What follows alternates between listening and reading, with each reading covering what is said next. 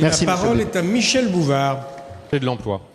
Monsieur le ministre, vous étiez ce matin dans une grande entreprise française, EDF, qui a décidé de proposer à son personnel des chèques emploi-service universels financés pour la garde d'enfants.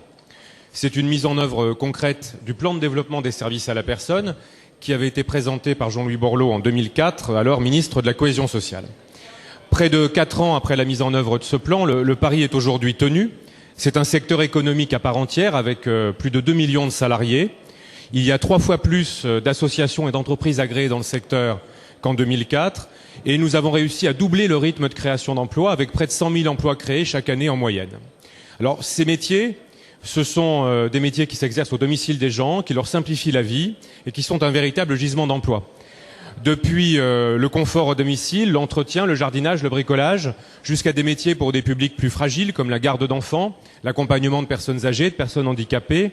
Ils répondent à des besoins de société dans un pays qui vieillit et dans un pays où les femmes travaillent énormément. Et il est prometteur d'emplois pour les années qui viennent. Lancé pour une durée de 5 ans, ce plan se termine cette année en 2009.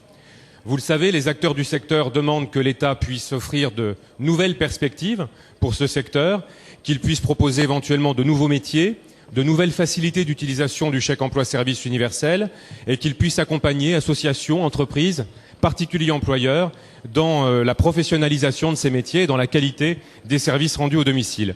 Pourriez-vous, Monsieur le Ministre, préciser à la représentation nationale les orientations dont vous avez fait état ce matin au siège d'EDF et qui, je crois, dans cette période de crise économique et sociale, répondent à une priorité nationale? Monsieur le secrétaire d'État chargé de l'emploi.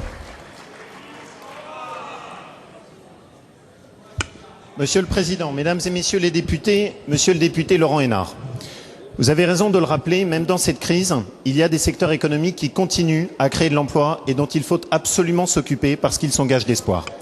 De ce point de vue, vous avez rendu hommage au travail qui a été fait par Jean-Louis Borloo et qui a été à l'initiative, il y a 5 ans maintenant, de l'intuition du développement des services à la personne, qui au cours des 3 dernières années ont permis de contribuer à créer plus de 250 000 emplois. Vous en avez d'ailleurs la charge à travers la présidence que vous assumez de l'Agence nationale des services à la personne. Pour autant, le plan de soutien des services à la personne arrivait à sa fin. La question qui se posait était donc toute simple. Est-ce qu'on considère que maintenant on le laisse faire tout seul ou est-ce qu'on considère que dans cette période de crise, il faut absolument le soutenir? Avec Christine Lagarde et Brice Hortefeux, le choix que nous avons fait était très clair, soutenir résolument ce qui peut être un moteur de création d'emplois. Autour de 3 axes tout simples. Viser 100 000 emplois de création par an, avec notamment un dispositif très fort, la distribution de 300 millions d'euros de CESU préfinancés à l'attention des familles modestes qui n'ont pas pour l'instant les moyens de se payer des emplois à domicile, ce qui sera à la fois une mesure de soutien du pouvoir d'achat et de création d'emplois. Deuxièmement, œuvrer pour la qualité de ces emplois. Il est hors de question d'acheter la quantité au détriment de la qualité. Il faut poursuivre la professionnalisation de ce secteur. Et puis enfin, simplifier. Parce que si l'on veut que les services à la personne marchent, il faut qu'ils soient simples. Là encore, prenons un exemple que beaucoup d'entre vous connaissent.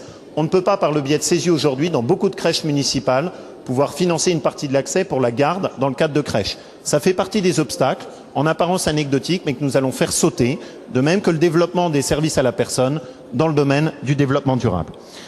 Autrement dit, nous allons nous occuper de ce secteur. Nous allons nous en occuper résolument parce que le but, c'est que chaque année, dans cette période de crise, il nous permette de créer 100 000 emplois. C'est un des principaux réacteurs de création d'activités dans la période qui vient. Il est hors de question pour le gouvernement de le négliger.